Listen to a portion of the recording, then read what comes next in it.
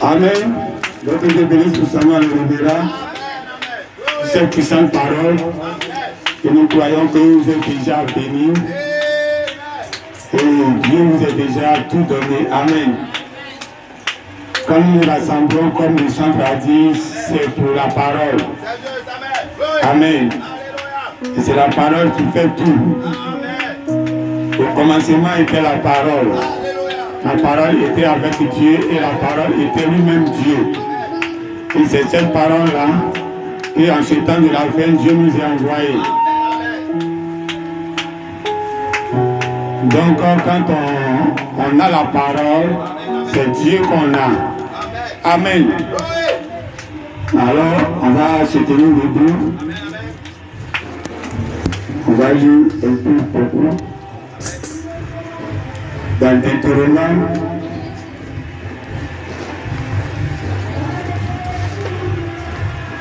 chapitre 11, le verset, pour enlever le coup. Chapitre. C'était bon comme c'était là, si vous le comprenez. Amen. Amen. Amen.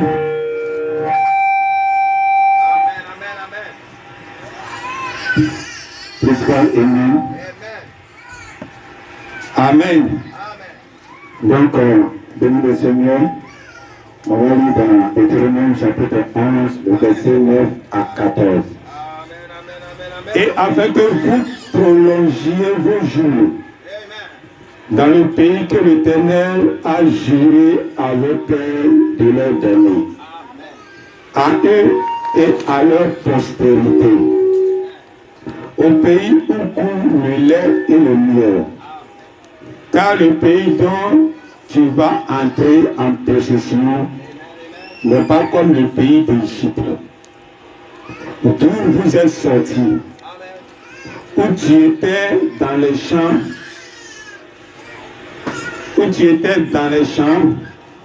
ta semence, où tu jetais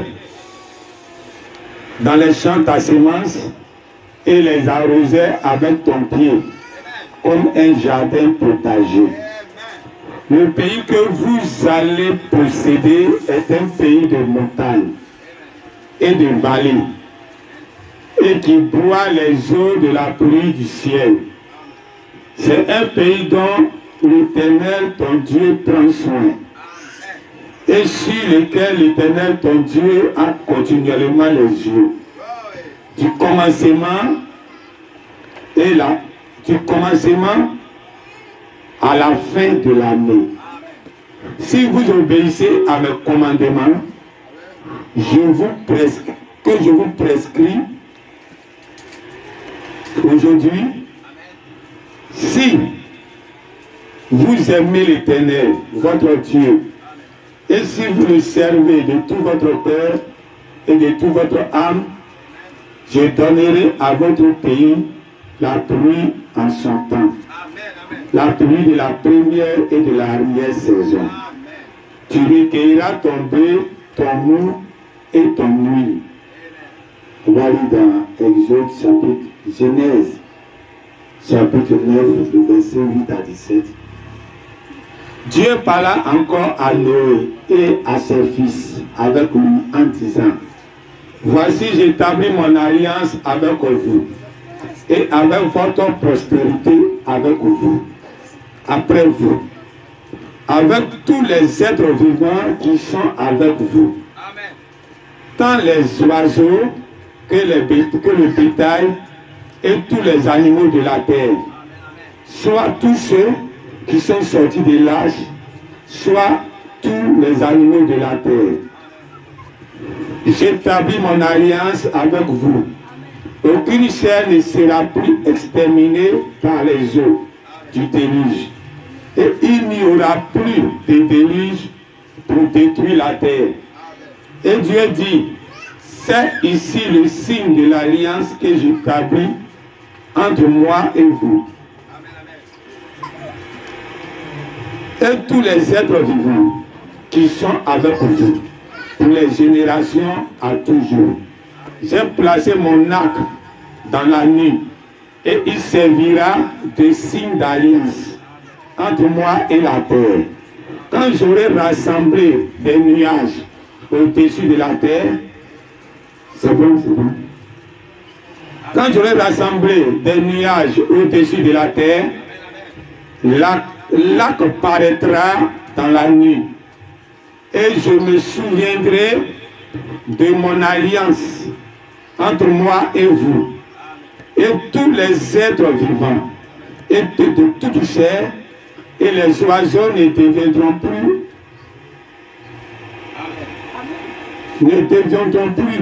un déluge pour détruire, et les eaux ne deviendront plus un déluge pour détruire toute chair. L'arc-en-ciel sera dans la nuit, et je le regarderai pour me souvenir de l'alliance perpétuelle entre Dieu et les êtres vivants, de tous les chairs qui est sur la terre. Et Dieu dit à Noé, tel est le signe de l'alliance que j'établis entre moi et toute chair qui est sur la terre. Amen. On va lire Exode, chapitre 24, verset 6 à 8. Moïse prit la moitié du sang qu'il mit dans des bassins, et il répandit l'autre moitié sur l'autel.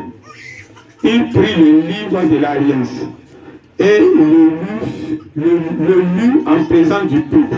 Il dit, nous ferons tout ce que l'Éternel a dit, et nous obéirons. Moïse prit le sang et il le répandit sur le peuple, en disant, voici le sang de l'alliance que l'Éternel a fait avec vous selon toutes ses paroles. Voilà Matthieu 26, 28. Car ceci est mon sang, le sang de l'alliance, qui est répandu pour plusieurs, pour la rémission des péchés. On va lire le dernier passage, Matthieu 16, 17 à 18. Jésus, reprenant la parole, lui dit, tu es heureux, Simon, fils de Jonas, car ce ne sont pas la chair et le sang qui t'ont révélé cela, mais c'est mon Père qui est dans les cieux.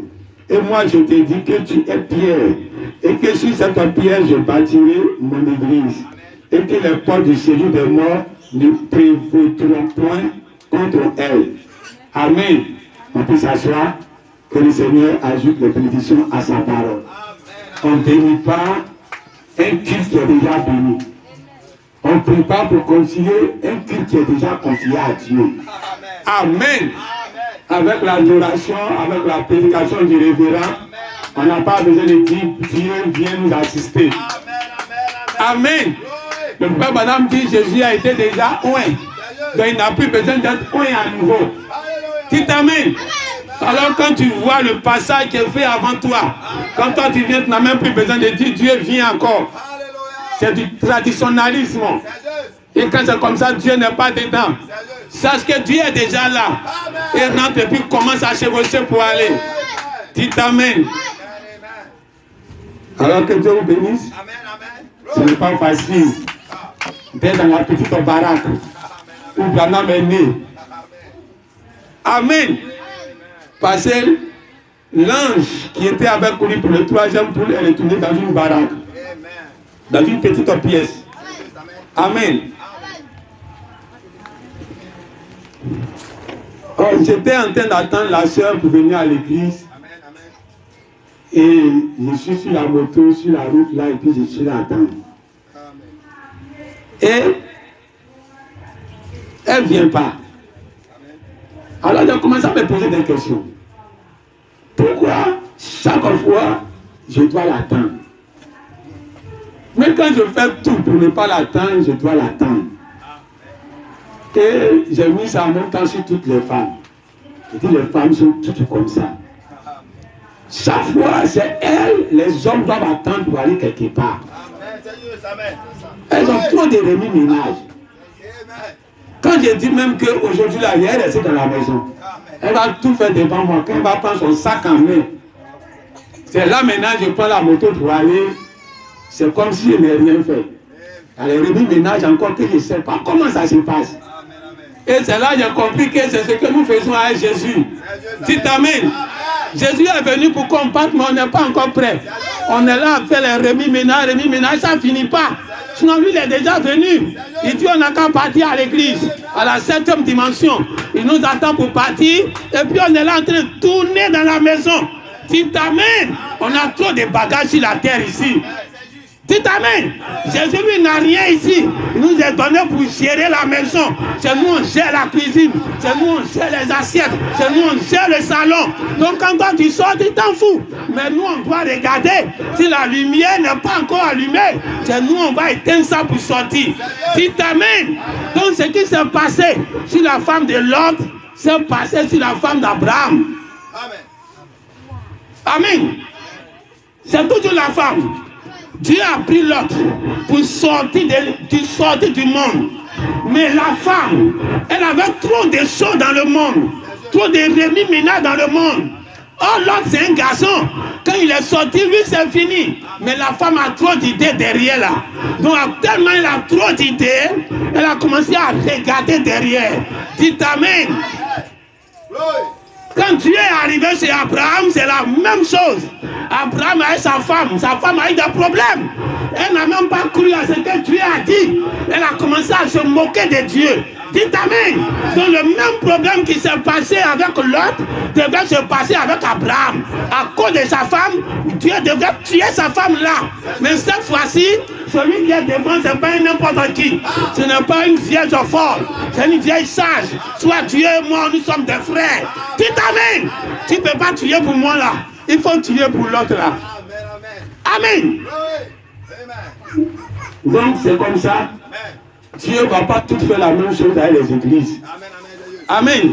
Nous tous on est en erreur. Les églises, elles toutes elles sont en erreur. Les églises, elles toutes elles ont des problèmes. Mais Dieu ne regarde pas les églises là. Dieu regarde Abraham qui est devant. Ou bien Dieu regarde l'autre qui est devant. Dites amen. Ce n'est pas la remis-ménage que vous faites là. Vous n'êtes pas peut-être plus mieux que les autres. Dites amen. La femme de Sarah n'est pas forcément mieux que la femme de l'autre. Les deux ont montré preuve d'incrédulité. Dites amen. Ce n'est pas l'église et son comportement que Dieu regarde. C'est lui que Dieu a mis devant. Dites amen. C'est le berger que Dieu regarde. Il regarde pour frapper la femme. Il regarde pour libérer la femme. Dites amen. On a affaire au berger. On a affaire à lui qui est devant. On n'a pas affaire à la femme. Amen. Donc c'est un peu comme ça. Tu sais, quand Moïse est né, il est né dans un moment où on tuait les enfants hébreux mal.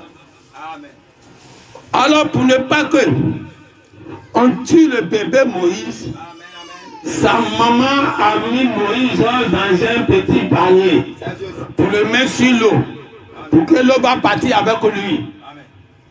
Dans ça, Dieu a dirigé le petit bateau dans la maison de Pharaon. Et la fille de Pharaon sort, elle voit le bébé qui est en train de pleurer dans le panier. Elle prend l'enfant, elle dit je vais être la mère de l'enfant. Dites amen. Donc finalement, Moïse a grandi avec deux mamans. Il avait sa maman qui l'a accouché, et puis il avait sa maman adoptive. Dites amen. Et sa maman adoptive, elle n'avait pas la nourriture pour nourrir Moïse. Elle n'avait pas le lait maternel pour nourrir Moïse. Dites amen. Mais c'était elle qui gérait Moïse. Moïse était dans ses bras. Mais elle n'a pas la chose pour nourrir Moïse. Alors ils sont allés chercher la vraie maman. Elle ne savait pas que c'était la vraie maman. Par exemple, il y a une période où toutes les femmes juives, où toutes les femmes hébreues qui ont fait enfant garçon, toutes elles sont sans enfants. Donc tous les sénats sont bombés, il n'y a pas d'enfant pour t'aider. Dites amen. Donc on va aller chercher une femme hébreu, que son enfant a été tué, et que son sein là, elle a bombé, il n'y a pas d'enfant pour t'aider. Puisque l'enfant a été tué, on va prendre ses seins, on va venir t'aider maintenant l'enfant Moïse. Et c'est là que comme c'est sa petite soeur qui était là, elle est partie chercher la vraie maman pour venir nourrir Moïse. Dites amen. Donc quand Moïse grandissait au milieu des deux mamans. Amen. Alors chaque fois quand on vient sur la terre, nous avons toujours deux mamans. Nous avons une maman adoptive, mais qui ne peut pas nous nourrir. Et nous avons une maman réelle, qui peut réellement nous nourrir. Dites amen. On a eu l'Athéno. On est né, on a grandi dans l'Athéno. On a fait tout là-bas. C'était une église. C'était une femme. C'était une maman. Dites amen. C'était une maman adoptive. Elle ne peut pas nous donner la nourriture. Elle n'a pas les seins pour donner la nourriture. Dites amen. Alors Dieu envoie la vraie maman pour venir nourrir maintenant l'enfant Moïse. Dites amen. Une maman qui a les seins. Ben, Dieu, c'est le Dieu des seins. Lui, il a la poitrine. Dites amen. Amen. Donc, dans toute l'histoire des hommes de Dieu, l'apôtre Paul, il a grandi avec Gamaliel. Il avait une maman, Gamaliel, qui était l'église de Gamaliel. Gamaliel l'a nourri avec toute la doctrine Gamaliel. De la façon que Moïse a été nourri avec toutes les instructions qui sont en Égypte là-bas de Pharaon. Mais arrivé un temps, Dieu dit qu'il y a la vraie mère qui t'a mis au monde. Je t'ai envoyé là-bas comme une mère adoptive. Mais parce que pour que tu puisses vivre. Mais maintenant, celle qui va te nourrir, elle est réellement là. Et c'est là la vraie église qui est née le jour de la Pentecôte. Ce sont ceux-là qui sont les pierres. C'est eux maintenant qui allaient donner la vraie chose à l'apôtre Paul. Amen. Alors l'apôtre Paul est sorti maintenant de cette femme. Alors comme Moïse est sorti maintenant de ce pharaon, Dieu devait vider tous les conneries qui sont entrés en lui. Alors Dieu a vidé tout ce qui était en Paul. Alors la même chose aussi s'est passée avec Branham. Branham a grandi à une église baptiste. Il a été tout dans l'église baptiste. Et quand il a été ordonné même en tant que pasteur baptiste. Amen. Et ils avaient la manière de voir en tant que baptiste. Donc quand ils voyaient l'église Pentecôte, la manière de faire, lui-même, Branham, même il critiquait ça. Parce qu'il a avalé ce qui est dans l'église baptiste. Il était dans une mère adoptive. Une mère qui ne peut pas le nourrir spirituellement. Dites amen. Qui était là emmagasiner sa tête, mais qui ne pouvait pas emmagasiner son cœur. Alors le jour qu'il a découvert sa vraie maman, qui était l'église de Pentecôte, un monsieur noir, c'était la vraie maman de Branham. Amen. Alors c'est lui maintenant qui a donné à têter à Branham. Et Branham a eu le Saint-Esprit pour devenir l'homme qui a été aujourd'hui. Et tout ce qui soit emmagasiné dans sa tête en tant que la doctrine non baptiste a été retourné. Alors chacun de vous, vous êtes quitté dans les églises dénominationnelles. Vous avez grandi là-bas. Ça, c'est une mère adoptive de Moïse. Venu de ce pharaon là-bas. Dieu vous a adopté ce pharaon. Dieu vous a adopté dans la dénomination. Mais elle ne pouvait pas vous nourrir. Vous êtes en train d'emmagasiner la science de pharaon dans votre tête. Mais ça ne pouvait pas descendre dans l'âme. Dites amen. Et c'est maintenant que vous avez les saints de Dieu pour vous donner la nourriture éternelle. Le Saint-Esprit est en train d'entrer dans un lieu saint. Dites amen. Que Satan n'a jamais touché. Amen. Donc il y a deux terres. Il y a la terre adoptive. Amen. Le peuple d'Israël. Dieu a dit qu'il se voit 400 ans dans une terre étrangère. Alors Dieu a anticipé, il a envoyé Joseph pour aller leur préparer une place là-bas. Alors quand Joseph a eu la place, Joseph a recueilli tous ses frères dans l'Égypte, qui était la terre que Dieu avait promis pour eux. Amen. C'est là-bas ils vont manger. Dieu avait prévu la nourriture. Et la nourriture même, c'était Dieu même qui avait préparé cela. Parce que la nourriture, la famine devrait arriver. Mais Dieu devait emmagasiner la nourriture. Alors il a envoyé Joseph. Il a révélé le secret de comment emmagasiner. Et Joseph a emmagasiné la nourriture. Mais c'est là-bas en Égypte, sur une terre étrangère. Alors Dieu dit, je vais envoyer mon peuple là-bas. Ils vont aller manger là-bas. Ils seront nourris là-bas. Dites amen. Mais ce n'était pas l'objectif de Dieu. L'objectif de Dieu, c'était d'abord d'être nourri là-bas, mais il devait aller encore à la terre promise. Parce que la nourriture de là-bas, Dieu dit, c'est un jardin potager. Amen. La terre a commencé à une telle dispensation. Quand tu as commencé le monde, tu n'as pas fait de façon irréfléchie de venir à la pluie qui sort du ciel, qui sort de la terre. Dans la terre, il y avait l'eau qui sortait et qui arrosait la surface. C'était la première dispensation. Comment le monde faisait. Donc au temps d'Adam, au temps des Seth, la terre produisait la vapeur et puis ça arrosait toute la surface. C'était la première dispensation de Dieu. Comment nourrir la terre, comment donner la pluie à la terre. C'est la première dispensation. Dieu pouvait commencer à la pluie au ciel, mais il sait pourquoi il a commencé à la pluie sur la terre. La rosée qui sort pour arroser. Il sait pourquoi. Parce qu'il a les deux dispensations dans sa parole. Dites Amen. Alors dans le temps d'Adam, la pluie ne quittait pas au ciel pour descendre. La pluie quittait dans le sol. Et puis ça arrosait la terre. Alors Dieu dit, l'Égypte que je suis en train de vous envoyer en Égypte. Moi-même j'ai prévu l'Égypte pour vous. Moi-même j'ai préparé la nourriture là-bas pour vous. Je vais vous envoyer là-bas en Égypte. Quand vous allez arriver en Égypte, vous allez manger le blé qui est là-bas, la nourriture qui est là-bas. Mais quand ils sortent maintenant de l'Égypte, Dieu commence à faire la comparaison du pays où ils s'en vont et du pays de l'Égypte où ils sont quittés. Dites Amen. Il dit où vous allez, c'est différent de l'Égypte. Passez en Égypte, là-bas il y a le Nil. Ils ont un grand fleuve qui traverse tout le pays. Donc c'est un pays désertique. Donc la pluie se fait rare là-bas. Là-bas on ne peut pas compter sur la pluie pour faire culture. Dites Amen. Alors on compte sur le fleuve du Nil. Où le fleuve passe là.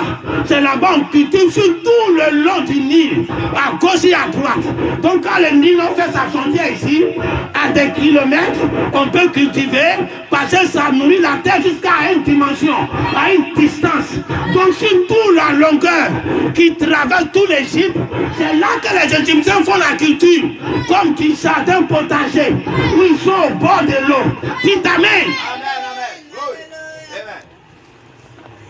Alors Dieu dit, mais je suis en train de vous envoyer dans un autre pays. Vous êtes quitté dans un pays où le jour c'est la terre qui donne de l'eau. La terre qui sort de l'eau pour nourrir la surface, pour nourrir votre semence, pour nourrir votre plante. Mais vous allez partir dans un autre pays où cette fois-ci vous n'allez pas faire la même chose. Vous allez planter, vous allez compter sur la pluie qui va quitter au ciel pour descendre. Amen. C'est ça que Dieu appelle la plus grande bénédiction. Amen. Amen. Dites Amen. Je suis en train de vous envoyer dans un autre pays, dans une deuxième terre. Vous avez une terre adoptive. Une terre adoptive. Mais ce n'était pas votre destination. C'est moi, Dieu même, j'ai prévu ça. Pourquoi vous allez aller là-bas? C'est mon fils même, Joseph, le savant. C'est lui-même qui a emmagasiné la nourriture. Donc ce n'est pas une nourriture satanique. C'est moi-même Dieu. J'ai envoyé mon prophète. Il là-bas en Égypte. Il a emmagasiné la nourriture par révélation. Et puis vous êtes donné. Vous avez été nourris là-bas. Mais je vous envoie dans un autre pays. Là-bas, c'était un pays adoptif. Ce n'était pas un pays de destination. De destination, vous allez rester là-bas. Vous devez quitter là-bas, aller dans un autre pays. Mais l'autre pays où vous partez, là-bas, c'est différent. Là-bas, l'eau ne va pas quitter dans la terre pour arroser la surface. Comme les films que vous avez quittés, vous comptez sur l'eau de la terre. Mais là-bas où vous partez, l'eau doit quitter au ciel pour arroser vos semences. Dites Amen. Et moi, Dieu, je vais vous donner de l'eau en sa saison. Amen, amen. Amen. Alors le temps où la pluie devait quitter au ciel pour descendre était arrivé. Dieu a dit à Élie, à Noé, que le temps où toute chair va périr est arrivé. Mais voici comment il y a les tuyaux. Il y a descend l'eau du ciel. L'eau du ciel va descendre sur la terre. Avec l'eau qui est dans la terre maintenant qui va sortir, il y aura l'inondation. Et tout être vivant va mourir. Il y aura seulement l'âge qui va sauver ceux qui sont dans l'âge. Amen. Donc quand Dieu a fait le déluge, Dieu pouvait s'arrêter là et recommencer sur l'ancien système. J'ai fait le déluge, c'est spécial. La pluie descend au ciel pour verser, c'était spécial. Mais cette fois-ci, quand j'ai fini de détruire la terre, je reviens au commencement, où c'était la terre qui nourrissait la terre. Mais Dieu n'a pas fait ça. Dieu dit, on a commencé une dispensation, on va terminer la terre avec cette dispensation. Parce que Dieu avait une promesse. La promesse ne peut pas être atteinte tant que la terre, l'eau qui est dans la terre pour arroser la surface. Ça ne peut pas arranger Dieu. Donc Dieu avait une autre dispensation. Parce qu'il devait placer l'arc-en-ciel. Or, l'arc-en-ciel ne peut pas être placé dans le ciel tant qu'il y a la pluie au ciel. Tant qu'il n'y a pas la pluie au ciel, il ne peut pas avoir alliance. Dites Amen. L'alliance de Dieu est conditionnée par la pluie qui descend du ciel. C'est-à-dire que si la pluie qui est dans la terre pour arroser la surface, ça ne peut pas créer une alliance. L'alliance c'est l'arc-en-ciel. Oh, c'est la pluie qui est au ciel. C'est l'eau qui est au ciel qui provoque l'arc-en-ciel quand il y a la lumière dessus. Amen, amen. Dites Amen. Alors Dieu sait qu'il doit avoir l'arc-en-ciel. Mais l'arc-en-ciel sans l'eau, ça ne peut pas exister au ciel. Alors il faut qu'à partir de maintenant, vous allez partir dans un pays où la pluie va quitter au ciel pour descendre. Ça ne va pas quitter dans le sol pour venir. Parce que moi, Dieu, j'ai une alliance éternelle.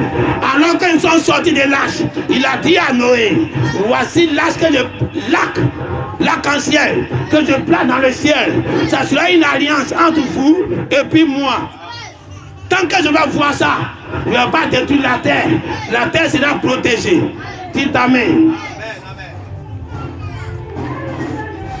Amen. Donc c'était l'acte. Maintenant nous voyons que Moïse, lui aussi, il vient avec une alliance. Il avait le sang. Ils ont tué les taureaux. Il verse le sang. Il prend la moitié du sang. Il dit la moitié là c'est l'alliance que Dieu traite avec vous. Dieu prend pour verser sur vous, pour vous asperger. Ça sera l'alliance entre Dieu et puis vous. Dites Amen. Donc l'alliance en quelque chose. L'alliance que Dieu avait placée au ciel, en réalité c'était le sang. Dites Amen. C'est le sang de Dieu qui est la foi, la vertu, la tempérance. Parce que c'est le Saint-Esprit. La foi c'est le Saint-Esprit. La piété c'est le Saint-Esprit. Or le Saint-Esprit c'est lui le sang. Dites Amen. Donc quand tu vois les 7 vertus au ciel, les 7 couleurs au ciel, c'est le sang que tu vois matérialisé en Moïse. Moïse prend le sang, il divise en deux. Par l'arc-en-ciel que Dieu avait montré, c'était l'arc-en-ciel la moitié. Le complet n'était pas encore arrivé. C'était le signe de Moïse. Depuis que la vie des temps a commencé, c'était la moitié de l'alliance qui continue avec Moïse. Donc la totalité du sang, Moïse divise en deux. Et puis il prend la moitié. Et puis il verse sur le peuple. Il dit c'est l'alliance entre vous et Dieu. Tant que Dieu va voir ce sang, il ne va pas vous détruire. Dites Amen. Donc l'alliance est renouvelable. L'alliance n'est pas là pour toujours. C'est une erreur de penser que l'arc-en-ciel que tu as vu il y a 2 mois va te protéger contre la pluie aujourd'hui. Dites Amen.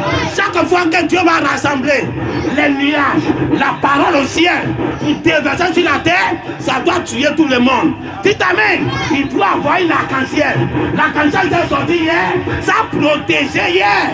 Tu ne peux pas compter sur ça hier pour te protéger aujourd'hui.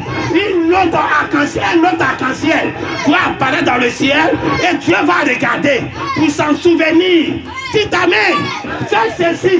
Quand vous allez vous assembler à mon souvenir, tu ne peux pas te souvenir de Dieu avec un élément du passé. Amen. Quand on a fait ce logo, c'était pas bleu, c'était pas ça. C'était bleu. Après, c'est changé en orange et puis rouge. Et c'est ce matin, la pensée est venue que orange jamais c'est quelle vertu. Dans les 7 couleurs là, c'est quelle vertu. Et je regarde dans la pyramide, et on voit que orange c'est la couleur, c'est la vertu puissance.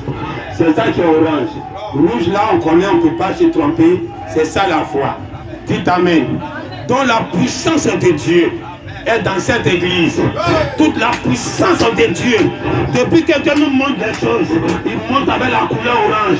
Je vous rappelle qu'une fois on a revêtu toute l'église en couleur orange. Parce que Dieu nous a montré les choses en couleur orange. Oh, la couleur orange représente la vertu puissance. Dites Amen. Ce n'est pas la puissance pentecôtiste. C'est la puissance qui va changer de ton corps, de ces éléments, à un corps glorifié, à un corps éternel. C'est la puissance la plus élevée. Dites Amen. En ce dernier temps, Dieu n'est pas là pour te donner la puissance pentecôtiste. Il te donne la puissance la plus élevée. Que depuis les actes de l'église, les gens n'ont pas gagné. Sauf Jésus seul a gagné ça. Voilà encore le ministère de Jésus doit revenir en ce temps de la fin. Où il a regardé la mort et puis il a vaincu la mort. Ça revient en ce temps de la fin. Ça ne peut pas se passer dans les actes de l'église. Dites Amen. Même au 7e, ça ne peut pas se passer là-bas. Là-bas, Satan a eu toujours raison. La mort a toujours raison. Mais au-delà des 7, quand on rentre dans le 8e, c'est Jésus qui revient. L'âge de l'épouse, l'âge de la pierre de fête, où le ministère de Christ revient à nouveau. Quand on dit le ministère de Christ revient à nouveau, c'est pas vous venir multiplier pain, c'est pas vous venir guérir les malades, c'est pas vous venir transporter les gens derrière lui, aller les exproprier partout. Dites Amen. Le ministère de Christ qui n'a jamais été fait. Transporter les malades à l'église, ça a été fait. L'homme a fait l'apothéose de ça. Dans les puissants pentecôtistes, Satan a fait l'apothéose de ça. Quelqu'un ne m'a pas venu faire plus que Branham. Celui il a fait plus que Jésus. Amen. Donc c'est que quand tu es dit, quand Branham même dit que l'épouse voit voir le ministère de Christ, c'est pas pour aller répéter ce que Branham a fait pour que tu aies savoir que tu as eu le ministère de Christ. Ce que Branham a fait, ça n'a pas été achevé. C'est pour cela que Jésus n'a pas pu enlever son église. Dites Amen.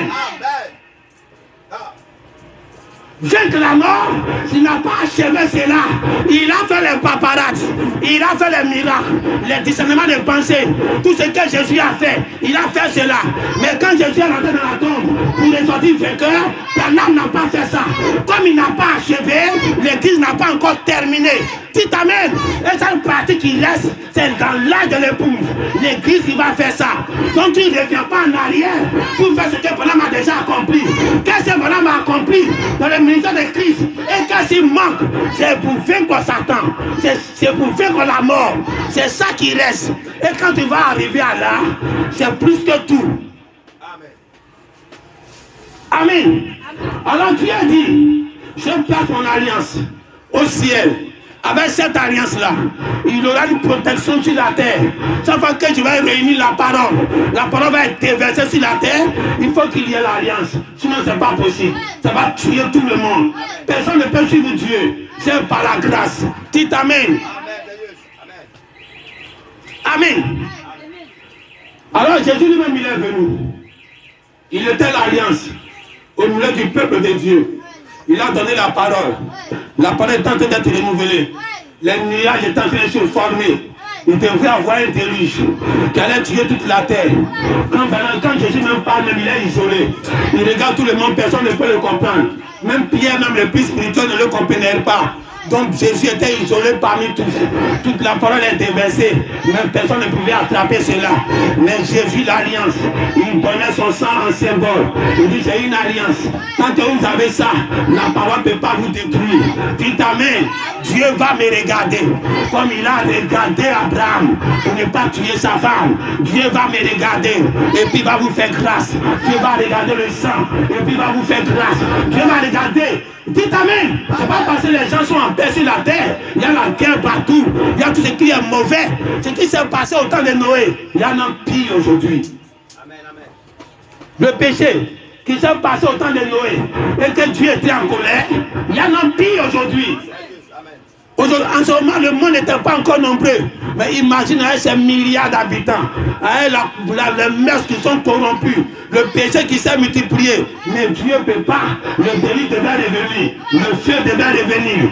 Mais Dieu a placé l'arc-en-ciel. Donc chaque fois qu'il regarde l'arc-en-ciel, sa colère là, ça descend. Amen. Alors, Jésus dit, mon sang est une alliance entre vous. Entre moi et puis vous. Donc mon alliance vous protège. Mais l'alliance, comme je le disais, est renouvelable. Cette même alliance est passée en Égypte. Le peuple d'Israël vivait la dernière plaie, où tous les enfants premiers-nés vont mourir. Et Dieu dit, je vais faire passer l'ange de la mort. Sur la maison où je vais voir le sang, je passerai. Donc je dois frapper la terre. Mais quand je vais voir l'alliance, l'arc-en-ciel, je vais passer. Donc chaque enfant de Dieu a mis le sang, qui représentait le Saint-Esprit, qui représentait l'arc-en-ciel. Ils ont mis. Dieu est passé, Dieu ne les a pas frappés. Dans le désert, Dieu était écarté. Il devrait avoir l'inspiration, la révélation, de savoir que Dieu ne peut pas nous abandonner. Dieu ne nous a rien dit, mais il ne nous a pas abandonnés. Le même sang qu'ils ont appliqué là-bas ne le protégeait pas ici. Dès qu'ils ont fait une erreur, Dieu a fendu la terre, ils sont rentrés dedans. Le sang qu'ils ont appliqué en Égypte, où l'homme de la mort lui-même passait, il a respecté le sang. Mais quelques mois plus tard, quand l'ange de la mort passait, il trouve qu'il n'y a pas de nouveau sang. Le même ange de la mort a fendu la terre. Ceux qui ont été protégés hier par l'alliance, ils n'étaient pas protégés aujourd'hui. Il a fendu la terre, eux qui se sont rentrés dedans, il a refermé. Dans le pays, Moïse dit, la loi de Dieu est l'alliance. Les deux tables de Dieu, c'est l'alliance. C'est déposé dans l'arche. C'est l'alliance de Dieu. Déposé dans l'arche. Mais ça ne les protégeait pas. Tu t'amènes. Une alliance, tant que Dieu voit ça, il tue personne. Mais chaque fois qu'ils faisaient des erreurs, Dieu les frappait, Dieu les tuait, Dieu les envoyait en captivité. Oh, pourtant le livre de la loi, qui était l'alliance, était couché dans le lieu très très saint. Mais Dieu ne regardait pas ça. Dieu regardait un homme qui marchait au dehors, qui avait la révélation. Quand lui il venait, Dieu couvrait tout le pays. Tu t'amènes. La calme du Seigneur. Amen, amen.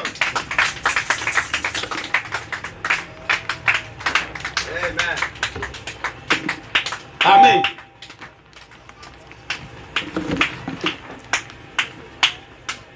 La Bible, c'est l'alliance de Dieu. L'autre moitié de l'arc-en-ciel, que Moïse a divisé le sang, et qu'il a versé la moitié du sang, l'autre moitié était venue dans le Nouveau Testament.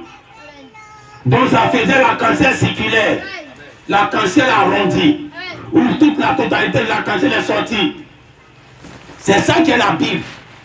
Donc quand on est 66 livres de la Bible, l'Ancien Testament et le Nouveau Testament, tu as l'arc-en-ciel au complet. Le monde entier a ça dans leurs mains. La dénomination a ça partout. D'autres monde dit Bible. Ils ont Bible dans la cuisine, Bible dans la chambre, Bible au salon, Bible au travail, Bible dans la voiture, Bible dans le sac à main, Bible partout. Mais Dieu ne regarde pas ça pour te protéger. Oh, pourtant c'est l'alliance. L'alliance de Dieu, Jésus a dit, voici mon sang. Je donne mon sang comme l'alliance. Il dit, faites ceci en souvenir de moi. Et qu'est-ce qui se passe? Chaque enfant d'Israël, chaque année, avec l'histoire d'Anne et son mari, il devait aller faire des sacrifices à la maison de l'Éternel. Tu prends les moutons, les bœufs, Tu t'en vas pour que Dieu pardonne tes péchés. Et c'est ce que les musulmans perpétuent actuellement. À chaque an, ils fêtent la tabaski, où ils vont tuer un mouton, et le mouton va pardonner leurs péchés. Or, tu as tué le mouton l'année passée. Mais tes péchés d'aujourd'hui, le mouton de l'année passée ne peut pas protéger ça. C'est ce que chaque famille israélite en faisait. Et l'église est le type, Israël est le type de l'église. Alors un seul sang ne suffit pas. Chaque année, il te faut un nouveau sang. C'est pour cela que quand tu fais la Sainte Seine, en tant que moment, chaque fois qu'on se rassemble, on se souvient de Dieu. Et l'église catholique a bien compris. C'est pour cela à chaque réunion, ils font la Sainte Seine. Vous savez, vous ne devez pas voir Satan partout. Vous devez savoir convertir les choses. Convertir les actions de Satan. Pour trouver ce qui était juste. Et puis Satan a perverti. Satan pervertit tout. Mais il ne crée rien. L'église catholique, à chaque réunion, ils vont faire la Sainte Seine.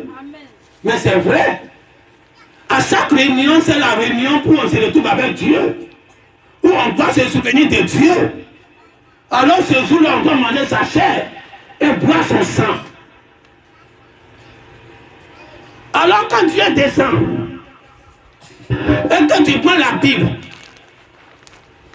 et que tu prends, tu lis, et que tu prêches, et que quand Dieu regarde, il n'y a pas de sang. Il te voit comme au jour de la création, où la vapeur quittait du sol pour arroser la terre. Il n'y avait pas d'alliance. Tu t'amènes. Il n'y avait pas d'alliance. Dieu lui-même, quand il est venu les trouver, il devait tuer un animal pour se consoler. Pour voir le sang pour se consoler. Mais la terre ne pouvait pas créer une alliance. Or, pourtant, la parole de Dieu quittait la terre pour arroser les semences. Là-bas en Égypte, quand tu lis les citations, quand tu lis les Corinthiens, quand tu lis Branham, quand tu lis la Bible, et que tu n'as aucune révélation, tu es en train de prendre le sol, l'eau qui est dans le sol, et puis arroser la terre. Dieu veut sortir l'arc-en-ciel pour protéger le monde, pour protéger l'église de son péché. Mais quand il regarde, il n'y a pas l'arc-en-ciel. Tu t'amènes.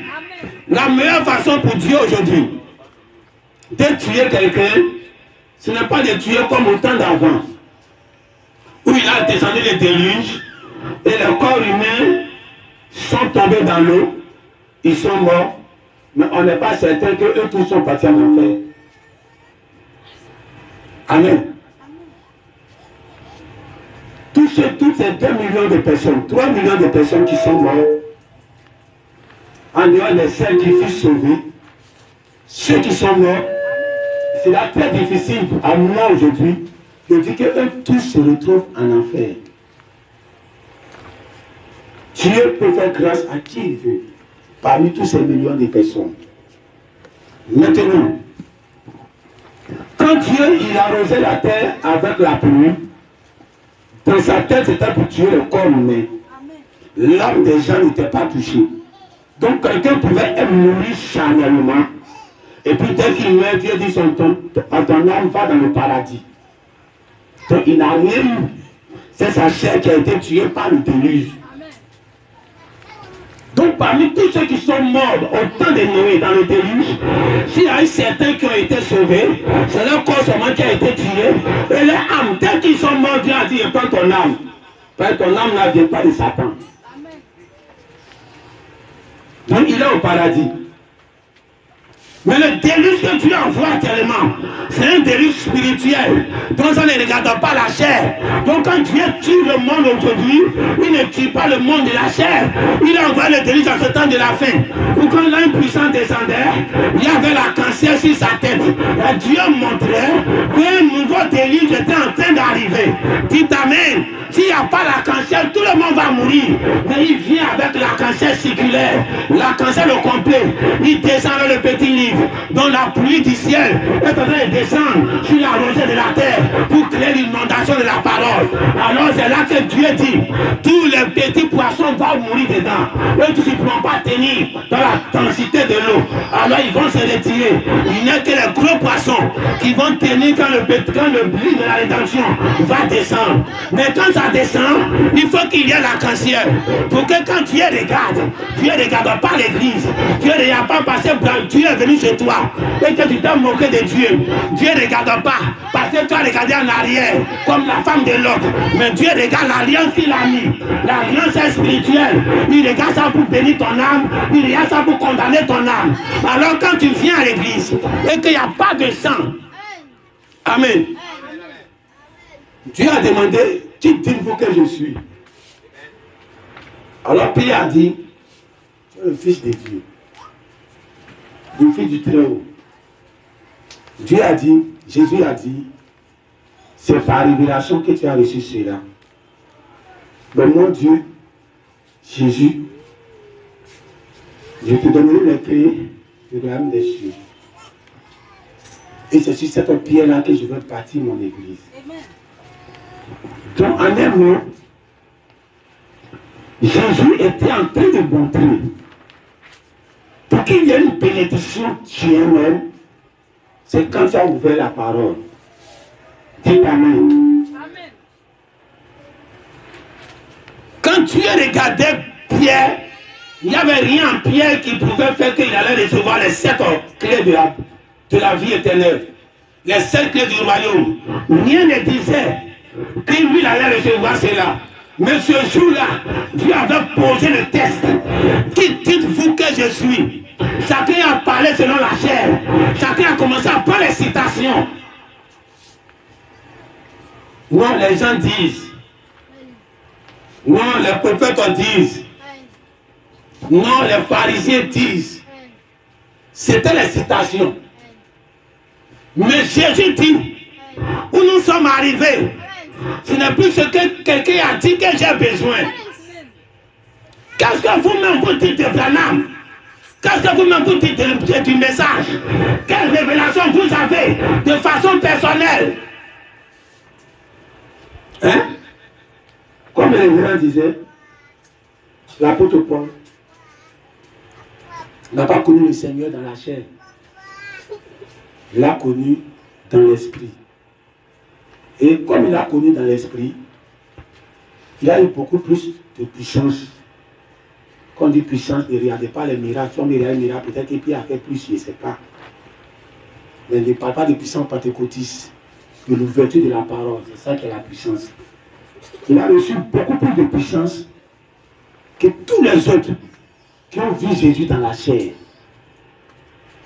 Alors aujourd'hui, si on transmet cette même histoire à notre jour d'aujourd'hui, Jésus est revenu en ce temps de la fin. Les gens ont mangé avec lui. Ils ont parlé avec lui. Ils ont été dans la même église avec lui. D'autres ont été son enfant qui les a vus grandir. Donc ils ont été de chair en chair. Ils ont connu Branham dans la chair. Dites Amen. Mais l'apôtre Paul vient après. Lui n'a pas connu Jésus dans la chair. Donc tu vas voir qu'il n'a jamais vu Jésus même. Peut-être qu'il entendait parler de Jésus, il était dans son enseignement, quelque part dans un pays lointain. Il entendait les échos peut-être avec tous les courriers qui quittent, les coureurs dans ce temps. Mais les informations ne partaient pas trop vite comme à notre temps. Alors au moment où il s'élève pour faire son ministère, il vient trouver qu'il s'élève en même temps avec les disciples de Jésus. Donc ils ont la même génération. Lui, il s'élève son ministère pour faire le ministère qu'il a reçu avec Gamaliel. En même temps, les apôtres s'élèvent, ils ont reçu le ministère qu'ils ont reçu de Jésus. Deux maîtres différents, deux élèves différents. Donc l'apôtre Paul n'a pas connu Jésus dans la chair. Mais le fait qu'il a rencontré Jésus en esprit, il a reçu plus de puissance, plus de bénédiction, plus d'ouverture, plus de compréhension que tous les autres Dites Amen. Alors tu peux naître même de Branham. Tu peux être même enfant de Branham. Tu peux être même ami de Branham. Tu peux même manger avec Branham. Aller à la chasse avec Branham. Tu es comme les Pierre, les Paul, les Matthieu. Dites Amen. Ça c'est une puissance qui ne peut pas aller quelque part. Dieu ne peut pas te prendre pour que tu sois messager d'un âge. Dites Amen. On ne parle pas de messager aujourd'hui, mais on est pour te montrer ce qui s'est passé. Amen. Alors tu as dit, je vais prendre quelqu'un, comme je suis le même hier, aujourd'hui et éternellement. Je vais prendre quelqu'un qui n'a pas vécu avec lui, qui n'a pas même connu Branham dans la chair. Il a appris l'histoire, mais il n'a pas connu Branham dans la chair, mais qui a une révélation spirituelle. Qui dit vous que je suis? Ils ont commencé à prendre les citations.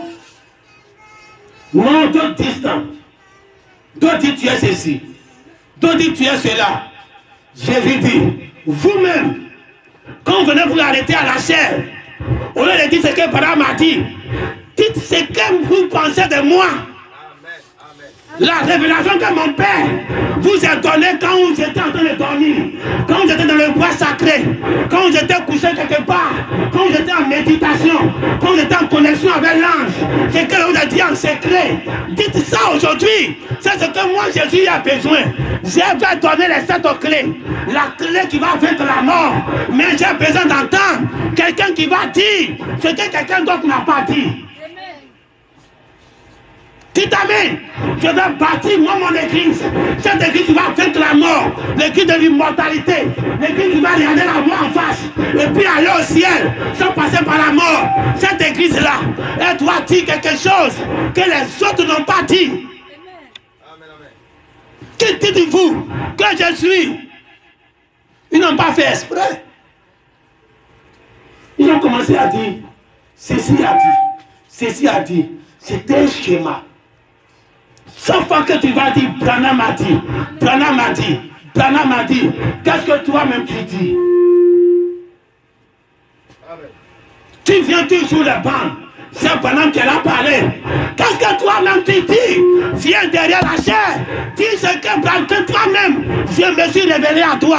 Mon Père qui est au ciel, il descend la pluie du ciel. Vous êtes entré dans un pays où là-bas la pluie descend. Ça descend selon les saisons que moi-même j'ai prévues. Mais c'est un pays où ce n'est pas la sécheresse, où ce n'est pas le désert. La pluie vient là-bas. Quand vous semez vos semences, comptez sur la pluie qui va descendre. Quand vous prenez les bananes, les brochures de bananes, qu'il y a les semences dedans, comptez sur la pluie qui vient d'en haut. La révélation qui va descendre. C'est ça qui va faire fleurir ça. Amen. Je disais à un pasteur que tu dis Branham a tout révélé. Je suis d'accord, il a tout révélé, c'est ce qu'il a dit. Et c'est ce que la Bible dit. Mais lui qui dit il a tout révélé, il dit j'ai jeté les semences. C'est les semences qu'il a jetées. Voilà pourquoi son message est appelé, la parole parlée est la semence originale, c'est devenu une semence. Si la semence grandit, ça ne va pas changer de forme. Quand il lui a demandé, il n'a pas pu me répondre. Il est parti soulever un autre sujet. Quand la parole parlait la semence originale, qui a commencé depuis les années 40, Branham a commencé à jeter les semences. Jusqu'en 63, là c'était pire. C'était carrément des semences voilées qui jetaient partout. Branham dit que l'ouverture des choses, Dieu dit que ça doit être un secret total. C'est ça le troisième tour. Il dit que ça doit être un secret total. Maintenant, quand il dit un secret total, et puis il vient, il dit le cavalier au cheval blanc. C'est ça qui était le secret. C'était l'église catholique qui chevauchait ici, qui chevauchait ici. Et c'est ça le secret. Il dit, Dieu dit que je ne dois rien dire. Que je dois garder ça secret. Que ça ne doit pas être une démonstration publique. Mais il a prêché les 7 choses. Jusqu'il a prêché la brèche. Il a prêché question-réponse pour voir si les gens ont compris. Il a prêché Dieu caché et révélé. Tout ça, c'est quand il est sorti. Mais tout ça, ça fait 10 livres, 10 prédications dans un livre. appeler cette chose qu'on te donne. Il dit, Dieu dit, tu n'as rien dit, que ça doit être un secret. Mais c'est quoi il a placé là? Le premier saut, deuxième saut, troisième saut, quatrième saut, jusqu'au septième saut. Qu'est-ce qu'il cachait? Il cachait quelque chose. Il cachait le réel sens même de l'œil d'Apocalypse. Et le réel sens de l'œil d'Apocalypse, pendant qu'on n'a pas dit ça quand il est parti. Alors il y a les batailles derrière. Tout dit que c'est la venue du Seigneur. Tout dit que ce n'est pas la venue du Seigneur. Par exemple, dit qu'on attend la venue encore. Même après 63, on attend la venue encore. Mais Branham dit que c'est un secret total. Il ne doit pas être connu, qu'il doit garder ce secret. Mais il fait confiance à Dieu, que Dieu va révéler ça aux gens. Dites amen. Alors aujourd'hui, Branham est au ciel, la pluie va descendre. Il sait qu'il fait confiance. Nous sommes entrés dans un pays où la pluie ne doit pas quitter le sol et arroser la terre, comme au temps de l'Égypte, comme au temps du jardin d'Éden. Mais nous vivons dans un pays où la pluie quitte au ciel et puis ça descend. Alors Branham a confiance. Il sait qu'à une saison, Dieu va descendre la pluie du ciel. Ça va arroser les semences. Ça va donner des formes. Quand les gens vont regarder, c'est un nouveau livre, c'est un nouveau message. Oh, c'est les semences qui ont poussé. Quand vous vous croisez, faites ceci dans mon alliance pour qu'il y ait à mon souvenir. Alors l'église catholique, chaque fois ils se racontent et puis ils boivent. Et puis ils mangent du pain. Donc s'il y a 2 cultes aujourd'hui, ils vont faire ça 2 fois. Donc si toi tu fais 2 cultes, tu vas manger 2 fois. Si tu veux. C'est ce que Dieu veut. On ne peut pas se rencontrer. Et puis on ne boit pas le sang de Dieu. Et puis on ne mange pas le pain de Dieu. Mais c'est de cette façon spirituelle. Quand on se rencontre, Dieu veut que le sang, qui est la révélation, qui est l'arc-en-ciel, ça soit au rendez-vous. Si ce n'est pas au rendez-vous, tu retournes à ton péché. Pourquoi dans cette église, quand on vient, on dit pas Dieu, pardonne les péchés, pardonne les péchés, pardonne les péchés. C'est la dénomination qui prie ça. Branham ne s'arrêtait pas pour commencer son église. Il dit, on va prier que Dieu pardonne vos péchés. Amen. Il vient puis il commence. Amen. Parce qu'il sait qu'il était l'alliance. Tant qu'il est là, il est le garant de tout le monde. Abraham n'a pas dit à sa femme, il faut t'excuser auprès de Dieu. Dieu a regardé Abraham, Abraham a regardé Dieu. Alors si Dieu te dit, il faut une alliance qui va se dresser au ciel, c'est quand je vais voir ça, tout ce qui est votre faute, tout ce qui est votre accusation, tout ce qui doit mettre mon cœur, ma colère, tout ça sera apaisé. Alors c'est cette alliance-là qu'il nous faut aujourd'hui. Mais ce n'est plus la moitié, c'est la totalité. Avant qu'on était à Abidjan, j'ai fini maintenant, c'était un petit message. Aujourd'hui, je pense que j'ai respecté. J'ai respecté que je ne vais pas durer. J'ai fait exprès de ne pas parler, parce que si je parle là, les gens disent, ah, il va durer encore. Donc moi, je voulais voir dans mon cœur là-bas, je me dis, c'est un petit message, et je vais voir si j'ai respecté. Alors je crois que je me suis respecté moi-même. Donc, je vais terminer par ça. Quand on était à Abidjan, je faisais un songe, c'est comme si j'étais parti à l'intérieur. Et étant à l'intérieur, l'arc-en-ciel circulaire, c'est-à-dire le cercle, l'arc-en-ciel en cercle s'est formé au ciel. Et ça faisait peur à tout le monde qui regardait. Moi aussi, quand je regardais, j'avais peur. Et l'arc-en-ciel a commencé à se rapprocher de la terre. Cet arc-en-ciel circulaire arrondi, qui était sur la tête de ce ange qui descendait dans l'Apocalypse 10, était dressé au ciel, et ça descendait. Au fur et à mesure que ça descendait, je voyais que ça se dirigeait spécialement où j'étais. Et chaque fois qu'il s'approchait, j'avais beaucoup plus peur. La peur qui se passait là, je ne sais pas si cette peur-là peut être exprimée dans la vie naturelle. Une peur terrible. Ça s'approchait jusqu'à je suis tombé à terre, comme quelqu'un qui est mort. Mais je le voyais quand même venir. Et puis il venait sur moi jusqu'à presque à me toucher. Puis je me suis réveillé. Et quand je me suis réveillé, la peur là existait toujours. Et c'est là que je me suis dit, cette arc-en-ciel circulaire qui est dans le message, je vais avoir ça étant à l'intérieur. Et je ne savais pas qu'un jour j'allais être même pasteur pour dire que je vais aller me faire l'œuvre à l'intérieur. Moi, c'était l'une des bonnes. Amen, amen. Tu n'es pas différent des vierges folles. Peut-être même que la part de l'autre est mieux que la femme de Sarah, peut-être. Peut-être que ceux qui sont dans les autres églises sont mieux que vous. Ils ont une vie peut-être plus sainte. Ils ont une crainte de Dieu plus encore. Ils ont beaucoup plus de consécration. Dieu ne regarde pas ça. Regardez le sacrifice d'Abraham, puis regardez le sacrifice de Lot. Abraham a vu les trois venir. Il les a accueillis chez lui. Il a dit à sa femme de tuer des agneaux pour les faire manger. Les anges sont arrivés chez Lot.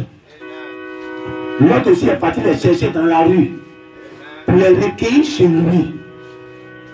Il les a donnés aussi à manger. Et ils étaient en danger. Parce que la population voulait de ces deux anges. Lot a proposé ses deux filles vierges. En remplacement, il sacrifiait ses filles. Le sacrifice de Lot n'a pas existé sur Abraham là-bas. Le jour de la visitation des deux, si on veut peser les deux actions, Lot a beaucoup fait. Quand Abraham recevait les trois, il n'y avait même pas de danger, tout était à l'aise. Mais quand l'autre recevait les deux, c'était dans un danger. Et il a surmonté l'obstacle. Et il a proposé même des sacrifices pour protéger les deux anges. Oh, là-bas, il n'y a même pas l'ange de l'Éternel Dieu dedans. Mais regardez ce qu'il faisait. Dieu ne regarde pas vos sacrifices. Actuellement, ce que les vierges folles font, toi tu ne peux pas faire. C'est ce que Branham disait. Il disait les gens de la déno sont comme des bœufs. Ils travaillent, ils travaillent, ils travaillent, ils travaillent. Mais pour quel résultat? Pour zéro résultat. Mais vous ici, vous ne faites rien. Vous êtes tranquillement chez vous. Vaquez à vos occupations. Mais Dieu vous donne tous les bénéfices de tous les sacrifices. Ça vient chez vous. Alors si la même chose se passe avec Abraham, la même chose se passe avec sa femme. Les femmes sont tout le temps embrouillées. Bagage finit pas d'être attaché. Mais Dieu va t'attendre. Ton mari va t'attendre. À l'heure que tu vas tout attacher tes bagages, on va partir. Jésus t'attend. La Bible dit elle-même essaie d'apprêter. Tu es en train de t'apprêter. L'apprêtement est trop. Bagage est trop. Tu as trop d'éléments sur la terre ici. Tu as les enfants. Tu as le boulot, tu as tous ces soucis. Tu as arrangé tout ça. Mais Jésus, lui, n'a pas fait à tout ça. Lui, il est venu, il n'est rattaché à rien. C'est toi qui t'as tout confié sur la terre ici. Il dit, arrange tout, on va partir. Alors, quel est le sang qui va te protéger? C'est le sang d'hier. C'est un couché dans l'âge. Et puis Dieu l'a tué au dehors. Ça ne protégeait pas. Ce qui protégeait, c'était chaque mouton que Dieu envoyait. Quand le messager était là, quand le prophète était là, quand le juge était là, Dieu protégeait toute la nation.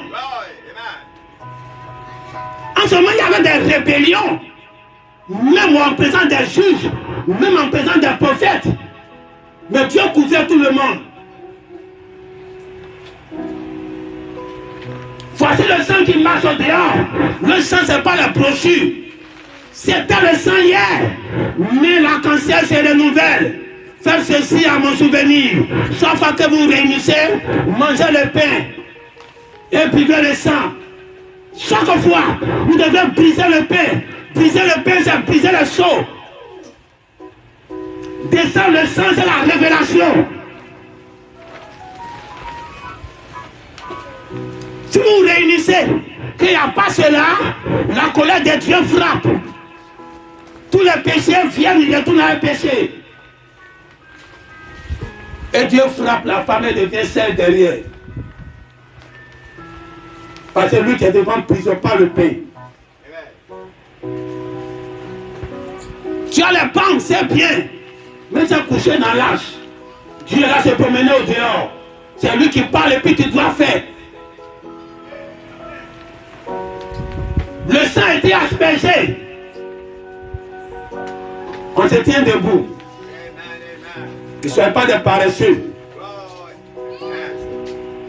Je vous dis, vous devez vous arrêter pour attendre l'argent. Même 2 heures du temps, vous allez vous arrêter.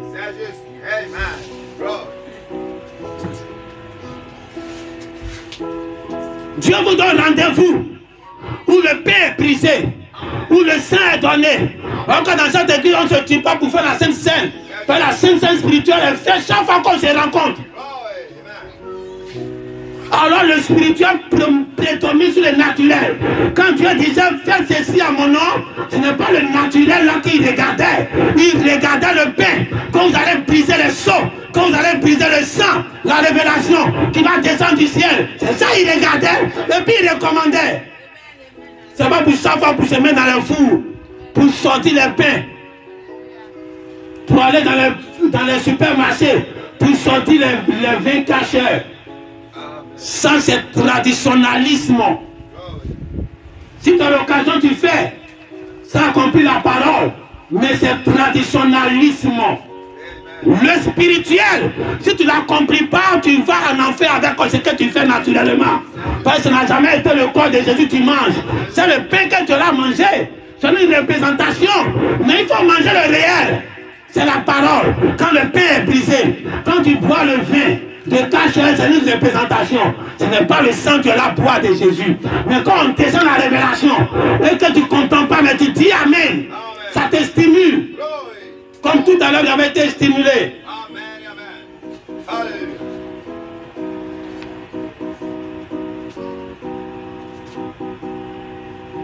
Alors si la révélation stimule, comme vous avez été stimulé ici, quand le révérend était ici, alors vous devez savoir que c'est ça le vin. Quand ça descend, vous devrez boire ça. Vous buvez ça, vous êtes drogué, vous êtes stimulé. Et vous avez mangé le pain, vous avez brisé le pain, vous avez bu le vin. Dans la présence du Seigneur, quand vous rentrez, vous partez à l'arc-en-ciel. L'arc-en-ciel vous suit partout. Aucun démon ne peut vous accuser. Parce que l'arc-en-ciel est là. Si t'amènes, alors tu vas fermer les yeux. Il faut prier pour cet arc-en-ciel-là qui te suit partout, pour ce sang qui te suit partout, pour ceux qui brisent le pain pour toi, pour ceux qui te donnent le vin pour toi. Et pour eux qu'il faut prier, parce que c'est eux que Dieu regarde, c'est eux qui est Abraham. Tant qu'eux ils sont saints, toi Dieu ne te frappe jamais. Et ils sont amis de Dieu, donc Dieu ne peut jamais te frapper. Ils sont frères de Dieu, donc Dieu ne peut jamais te frapper. Il faut prier pour tes conducteurs, c'est eux les briseurs de pain. Pour oublier ton problème, il faut prier pour eux leur problème. Prions ensemble. Père Céleste, souviens-toi de tous tes serviteurs qui sont les briseurs de pain. Dans ce dimanche aujourd'hui, ils sont en train de briser le pain. Ils savent qu'on ne se raconte pas pour seulement citer citation. On ne se raconte pas pour seulement jouer bande. Non, on doit briser le pain du jour. On doit descendre le sang, l'alliance de Dieu, circulaire, la totalité de la parole, toute l'ouverture de la parole, ça doit descendre. Et c'est ça qu'ils sont en train de faire aujourd'hui. Tous tes serviteurs qui sont à la tâche, en train d'accomplir le souvenir de Jésus dans l'âme de tes enfants. Il faut bénir leurs activités, il faut bénir leur foyer, il faut bénir leur commerce, il faut bénir leurs enfants, il faut bénir tout ce qu'ils entreprennent, il faut bénir leur ministère, bénir le don que tu les as donné. Et que chaque fois, tu leur donnes l'ouverture de la parole. Que quand ils se tiennent là, même si c'est 10 fois par jour, le pain soit brisé, la communion se donne, la communion spirituelle, ça se donne chaque fois que les enfants de Dieu se racontent. Comme l'Église catholique le fait de façon charnelle, de façon spirituelle, ça doit se faire. Si tu ne l'accomplis pas, c'est que tu n'as pas l'alliance. Alors Dieu te dit aujourd'hui, prie pour ses serviteurs qui brisent le pain tous les jours. Et tu sais que tu es un mangeur de pain. Celui qui brise le pain, qui ouvre tes yeux. Quand Jésus a brisé le pain au milieu de ses disciples, ils ont reconnu qui ils sont. Quand le pain est brisé, tu reconnais qui est ce serviteur de Dieu. La mort, la clé pour vaincre la mort, Jésus a dit, c'est la clé de la mort. Et du Jésus est mort. Cette clé-là, Jésus ne fait rien avec. Il est parti au ciel, il est immortel, il ne fait rien avec. Alors toi aussi, Dieu ne peut pas te donner cette clé-là cadeau. Alors dans cet âge, dans l'âge de l'épouse, dans l'âge de la pierre de fête, où c'est l'épouse qui descend comme étant la pierre de fête, le 8e enfant qui descend sur la pyramide, cette église, cette femme qui est descendue, Dieu dit, la clé que j'avais, je te donne ça ici.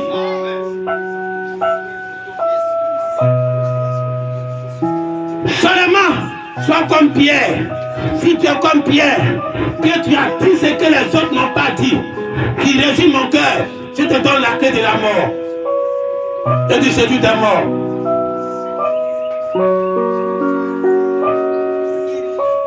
Sois comme Pierre aujourd'hui. Toi-même où tu es arrêté là, sois comme Pierre.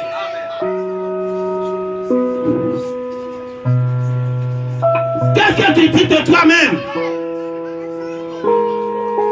Non, mon pasteur dit ceci, mon pasteur dit ceci.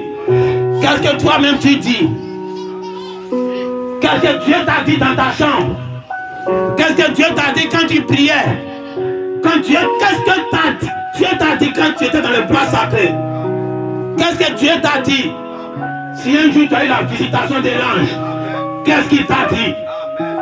C'est ce que Dieu veut entendre. Pas ce que le révérend a dit, pas ce que le pasteur a dit, pas ce que l'associé a dit, pas ce que un tel a dit. Qu'est-ce que toi tu dis? Dieu te met à la position de Pierre aujourd'hui. Qui dites-vous vous-même? Alors prêchez vous-même. Quand vous êtes dans votre travail, non, on dit Banam a fait ci, Banam a dit non. Qu'est-ce que vous dites vous-même de la parole? Depuis que vous êtes arrivé, depuis que vous prenez le message, qu'est-ce que vous dites vous-même du message? Qu'est-ce que vous dites vous-même du ministère? Qu'est-ce que vous dites vous-même de ce que vous croyez?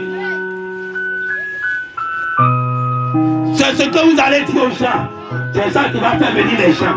Quand on allait dire qu'on dit ceci, Balaam m'a dit ceci, Balaam m'a dit ceci, ça n'aura pas effet. Mais quand vous allez donner vos propres expériences, vos propres vies, vos propres compréhensions, ce que Dieu vous a révélé de vous-même, vous donnez ça aux gens, ça va directement dans leur âme. Et les gens vont vous regarder. Et ce que tu as mis en main va les tirer. C'est là que se trouve la puissance. C'est là que se trouve l'alliance. C'est là que se trouve le pardon de Dieu. C'est là que la colère de Dieu s'arrête. Que le Seigneur, Dieu Tout-Puissant, vous bénisse.